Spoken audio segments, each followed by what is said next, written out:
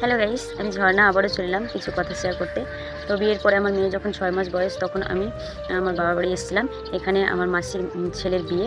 তো বিয়েটি হয়ে গেল কমপ্লিট। তার পরের দিন যে রং টং মাখানো হয় তখন আমার মেয়ের চোখে এক ফুটি রং পড়ে গিয়েছিল।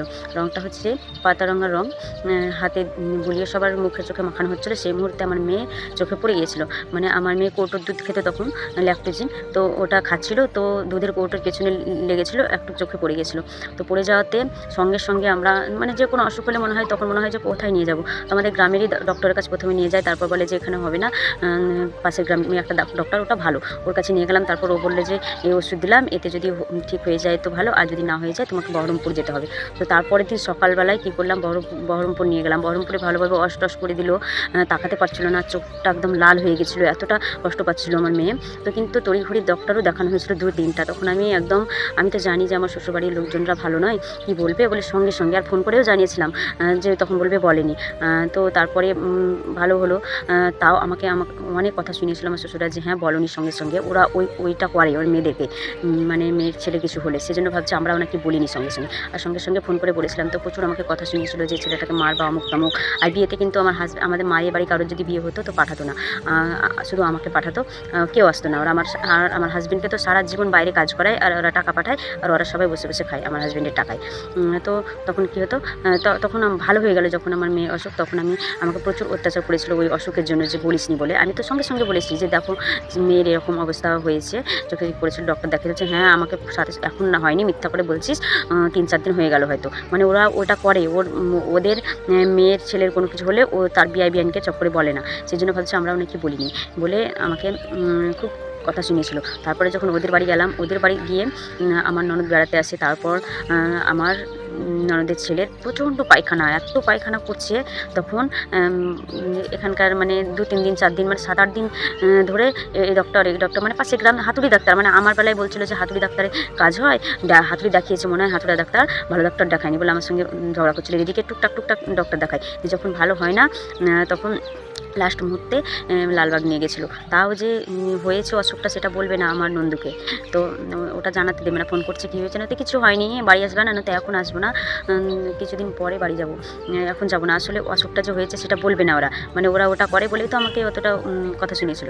এবার আমি তখন দেখলাম যে আমার পেটটা নিয়ে গেলো ওষুধ টষুধ আনলে, তখন এবার আমার হাজব্যান্ডকে আমি বলছি তোমরা যে আমার বেলায় এরকম করছিলে, তোমরাই তাহলে এরকম করো। তুমি যে মিথ্যা করে মানে ওর বোনের বরকে মিথ্যা করে বলছে, মানে বলে না যে জ্বর হয়েছে, কি মিথ্যা করে বলছে জ্বর হয়েছে একটু ভালো হোক দিয়ে যাবো, আসলে সত্যটা বলে না যে কী হয়েছে, পায়খানা হয়েছে না কী হয়েছে, এটা কিন্তু বলবে না, বলেই না। দিয়ে তারপর কী করলো, ডক্টর দেখালো। দিয়ে তখন আমি আমার হাজব্যান্ডকে বলছি যে এবার কেন লুকাচ্ছ, আমাকে যে বলছিলে, আমরা তো সঙ্গে সঙ্গে মেয়ের ডক্টর দেখেছিলাম, চোখে রং পড়েছিল, কত কান্না করছিলাম আমি, আর সঙ্গে সঙ্গে ডক্টর দেখেছিলাম, আমাদেরকে কত কথা শোনাচ্ছে। আর এখন তোমার বোনের বরকে কেন বলছো না সত্যটা, মিথ্যা কেন বলছো যে কিছু হয়নি, তোমরা, আমি যদি এবার বলে দিই। আর সেই মুহূর্তে আমার হাজব্যান্ড একদম পটাম করে গালে চড়িয়ে দিয়েছিল আমাদের পাড়ার একজনের সামনে। আমার প্রচণ্ড রাগ হয়েছিল যে আমাকে পরে চড়াতে পারতা, তো আমাকে কিসের জন্য এখন তুমি পটাম করে গালে চড়ালা। প্রচুর ব্যথা করছিল, সঙ্গে সঙ্গে এতটা কান্না। তাহলে এখানে দেখো কত ছোটো মনের মানুষ, মানে নিজেদেরটা রাখতে হবে, আর আমার বেলা নেই মানে আমাকে অত্যাচার করবে, কেন বলনি বলো। দিয়ে তারপর রাত্রিবেলায় ওই কথাটা নিয়ে আবার দুজন মিলে কথা কাটাকাটি হয়। তো আমার গলাটা কেমনভাবে চিপে ধরলো যে আমি মরে যাওয়ার মতো। তখন সীতা করে, আমার নাম কিন্তু সীতা, ডাকনাম সীতা করে, তখন কিন্তু জল দিতে লাগলো চোখে মুখে, যে একটু সুস্থ হয়ে উঠলাম। তাও প্রচুর অত্যাচার। তো এরকমভাবে আমাকে প্রচুর অত্যাচার করা হতো। মানে তখন আমি এবার বলতাম যে তোমরা যে আমাকে বলছিলে, তোমরা কেন তোমাদের মেয়ে কেন বলো না। তখন আমি বলছি আমি তাহলে বলে দেবো আমার নন্দুকে যে অসুখ হয়েছে, তোমাকে মিথ্যা কথা বলছিল, এর জন্য বাড়ি যাচ্ছিল না। তখন আমাকে এইভাবে কিন্তু অত্যাচার করা হতো অনেক কিছু। মানে আমার হাজব্যান্ড কোনো সময় আমার দিক হয়নি, সব সময়তেই ওদের দিকটা ঢাকার চেষ্টা করতো সব সময়, মানে ওদেরটা যাতে ঠিক হোক, ভালোভাবে চলুক, মানে যে কোনো ব্যাপার একটা ঘটলে যেন সত্যটা না জানতে পারে, এই টুকটাক ওষুধ খাই ঠিকঠাক করে দেবো, বাড়ি পাঠিয়ে দেবো, ভালো হয়ে যাবে। আর আমার বেলায় মানে আমরা তো আগেই ভয়েই তো ডক্টর দেখায় কোনো কিছু বলেই, কিন্তু তবু আমাকে কথা শোনাতো। এরকমভাবে প্রচুর অত্যাচার করতো, জানো তো বন্ধুরা। এমনি আমি বাবার বাড়িতে অতদিন ধরে নেই, আমার প্রচুর অত্যাচার সহ্য করতে হয়েছে আমাকে। আমাদের শ্বশুরের আত্মীয় স্বজনরা মনে করবে যে এমনি, কিন্তু তা নয় গো, আমার প্রচুর আমি এই জন্যই ভিডিও দিই, যেন সবাই দেখুক ভিডিও আমাকে কীভাবে অত্যাচার করতো। তো তোমরা তো শুনলে আমি প্রচুর কষ্ট পেয়েছি, প্রচুর, সেই জন্য তো আমি সব কিছু বলতে পারছি। হ্যাঁ, আর আমি কি মিথ্যে কথা বলছি? যারা কষ্ট দিয়েছে তারা কিন্তু তাদের কি মনে থাকে না, আর আমার পায়ে টু পায়ে সবই মনে আছে, সেজন্য আমি বলতে পারছি কথাগুলো।